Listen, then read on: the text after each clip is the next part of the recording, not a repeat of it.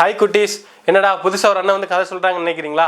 அண்ணன் பேர் ஐசக். இனிமேல் அண்ணன் உங்களுக்கு அடிக்கடி இந்த மாதிரி குட்டி குட்டி கதைகள், குட்டி குட்டி வசனங்கள் சொல்லிக் கொடுப்பேன், சரியா? இன்னைக்கு அண்ணன் உங்களுக்கு ஒரு குட்டி கதை ஒன்று சொல்ல போகிறேன். ஒரு காட்டுக்குள்ளே ஒரு 3 கரடி இருந்துச்சு. 3 கரடி, ஒரு அம்மா கரடி, 2 பிள்ளை கரடி. 2 பிள்ளை கரடி. இப்போ மூத்த கரடி பேர் என்ன அப்படின்னா சிக்கோ, 2வது கரடி பேர் டிக்கோ, சரியா? இப்போ இந்த 2வது கரடி இருக்குது தெரியுமா, அந்த 2வது கரடி ரொம்ப சேட்டைக்கார ஒரு கரடி. ஆனால் இந்த மூத்த கரடி தெரியுமா, இது ரொம்ப நல்ல பிள்ளை, அம்மாவுக்கு ரொம்ப சொல்லுபடி தான் கேட்குற ஒரு நல்ல பிள்ளை. ஆனால் இந்த 2வது கரடி தெரியுமா, இது ரொம்ப சேட்டைக்கார, சொல்லுபடி கேட்காத ஒரு பிள்ளை. ஒரு நாள் அம்மா வந்து இந்த 2 கரடி சொல்கிறாங்க, நீங்கள் 2 பேரும் என்ன செய்யுங்க, இங்கே வீட்டுக்குள்ளே பத்திரமா இருங்க. அம்மா வந்து என்ன செஞ்சுட்டு வரேன், உங்களுக்கு சாப்பிட்றதுக்கு பழம், ஃப்ரூட்ஸ் எல்லாத்தையும் நான் கொண்டு வரேன், சின்ன சின்ன ஃப்ரூட்ஸ்லாம் கொண்டு வரேன், நீங்கள் என்ன செய்யுங்க, உள்ளே இருக்கணும், அம்மா சொல்கிறத கேட்ட என்ன செய்யணும், இருக்கணும், வெளியில் ஓடிடக்கூடாது அப்படின்னு சொல்லிட்டு போகிறாங்க. அண்ணன் கரடியே சொல்லிடுறாங்க, தம்பி என்ன செஞ்சாலும் செஞ்சிடாத, வெளியில் விட்டாதான் சொல்கிறாங்க.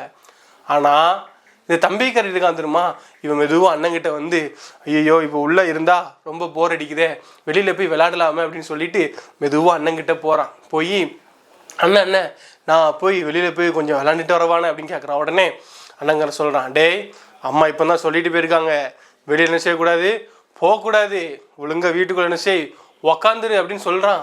இவன் உடனே அமைதியாக போய் பாவமாக போய் அப்படியே அமைதியாக உட்காந்துருக்குறான். 2வது அந்த அண்ணங்கிட்ட மெதுவாக வாரான்.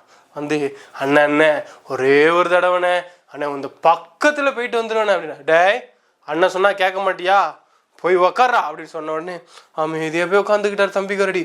அப்புறம் 3வது தடவை சரி கேட்டு பார்ப்போம் அப்படின்னு சொல்லிட்டு மெதுவாக பக்கத்தில் போய் அண்ணன் பக்கத்தில் நான் ப்ளீஸ்ண்ணே என்னை ஒரே ஒரு தடவை விடுண்ணே அப்படின்னா. டேய் கேட்க மாட்டியா நீ சொல்ல அப்படின்னு சொல்லி அண்ணன் ஏசி விட்டாரு.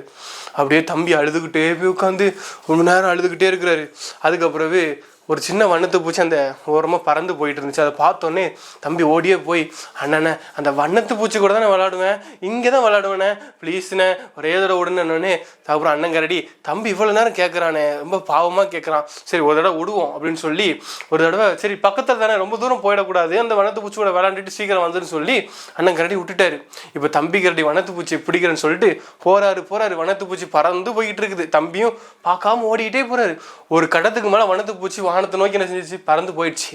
இப்போ தம்பி கரடி பார்க்குறாரு, இடம் தெரியல, நான் எங்கே நிற்கிறேன் ஒன்றுமே தெரியல. அப்போ திடீர்னு ஒரு பயம் வருது, எல்லாம் அடர்ந்த காடு, எங்கே போகணும் எங்கே வரணும் ஒன்றுமே தெரியல, ஒரு பயம் வருது. அப்படி அந்த பயத்துலேயே நடுங்கிக்கிட்டே நிற்கிறாரு. அங்கேருந்து ஒரு சத்தம் ஒன்று கேட்குது.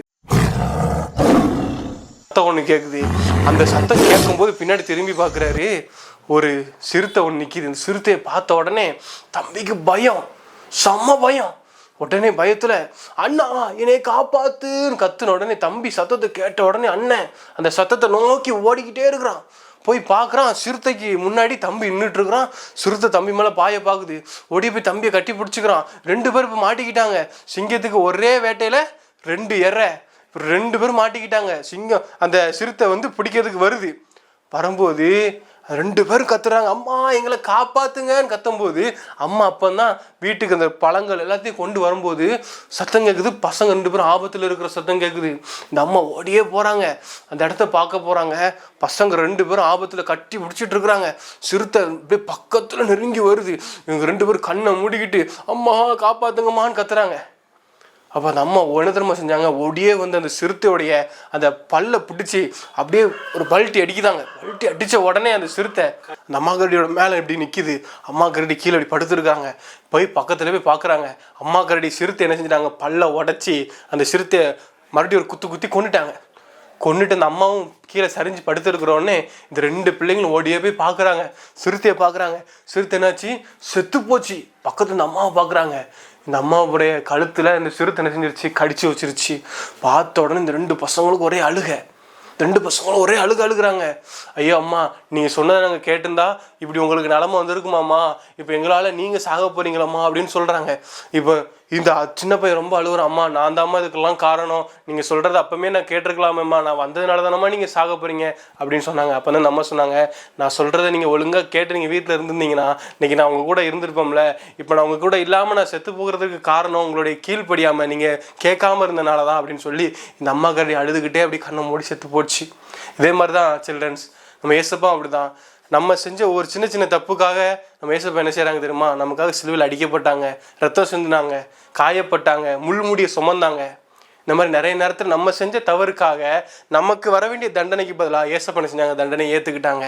நம்ம நினைக்கிறோம் ஏசப்பா ஒரு நாள் தான் சிலுவையில் அடிக்கப்பட்டுட்டாரு, இதுக்கப்புறம் பிரச்சனை இல்லை அப்படின்னு நம்ம நினைக்கிறோம். ஒன்று புரிஞ்சுக்கோங்க குட்டீஸ், நீங்கள் ஒவ்வொரு தடவை நீங்கள் தப்பு செய்யும்போது, ஒவ்வொரு தடவை உங்கள் அம்மா அப்பாவுடைய பேச்சை நீங்கள் கேட்காத போதும் நம்ம ஒவ்வொரு தடவையும் ஏசப்பா என்ன செய்கிறோம்? சிலுவையில் அடிச்சுக்கிட்டே இருக்கிறோம். இதை நீங்கள் உங்கள் நினைவில் நீங்கள் வச்சுக்க வேண்டியது ரொம்ப அவசியம். உங்களுக்கு இந்த கதையை நான் சொல்ல விரும்பினேன், உங்கள்கிட்ட சொல்லிட்டேன். இப்போ நம்ம ஒரு வசனம் படிக்கலாமா? அண்ணா உங்களுக்கு ஒரு வசனம், ஈஸியான வசனம் சொல்லித்தரேன். சங்கீதம் 120:1. என் நெருக்கத்திலே கர்த்தரை நோக்கி கூப்பிட்டேன், அவர் எனக்கு செவி கொடுத்தார். சரியா? நம்ம நெருக்கத்தில் நீங்கள் அவரை நோக்கி கூப்பிடும்போது கண்டிப்பாக உங்களுக்கு என்ன செய்வார்? உதவி செய்வார், உங்களுக்கு செவி கொடுப்பார். அந்த வசனத்தை நீங்கள் மறுபடியும் என்ன செய்யுங்க? ஞாபகப்படுத்தி என்னைக்கு உங்களுக்கு பிரச்சனை வருதோ அன்றைக்கி நீங்கள் என்ன செய்யுங்க? ஏசப்பாவை கூப்பிடுங்க. கண்டிப்பாக ஏசப்பா என்ன செய்வாங்க? உங்களுக்கு உதவி செய்வாங்க. தேங்க்யூ.